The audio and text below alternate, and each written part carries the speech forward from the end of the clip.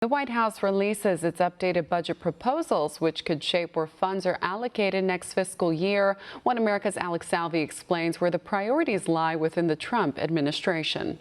The White House lays out its proposed updates for the 2020 fiscal budget, in which it initially called for cuts across the board. In a series of tweets on Monday, the president introduced his plans for where he hopes funds will be allocated and what projects he hopes to support.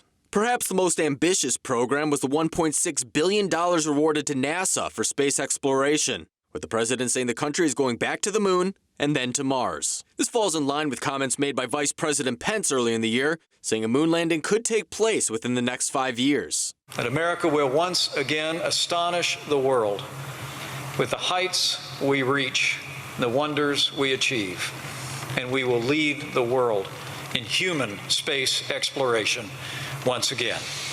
Now let's get to work. Education Secretary Betsy DeVos faced harsh criticism back in March when her department proposed nearly $18 million in cuts to the Special Olympics. The president put an end to that idea, saying the new budget retains those funds for what he called, quote, the athletes who inspire us and make our nation so proud. Once again following up on words that he made earlier in the year. The Special Olympics will be funded. I just told my people I want to fund the Special Olympics, and I've just authorized a funding of the Special Olympics. I've been to the Special Olympics. I think it's incredible, and I just authorized a funding. I heard about it this morning.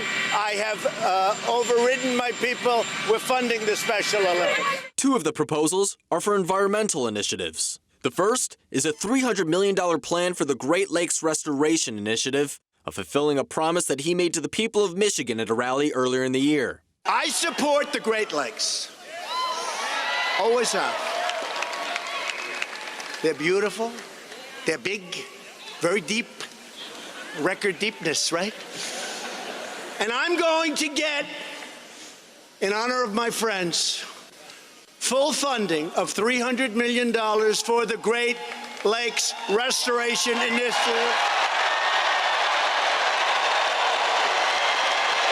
which you've been trying to get for over 30 years. The other initiative was the Army Corps Everglades Restoration Project, which the president called good for Florida and good for the environment. Let's work together. We made the Corps of Engineers the lead. I think they have a fantastic lead. Everyone was in agreement of who that lead was going to be.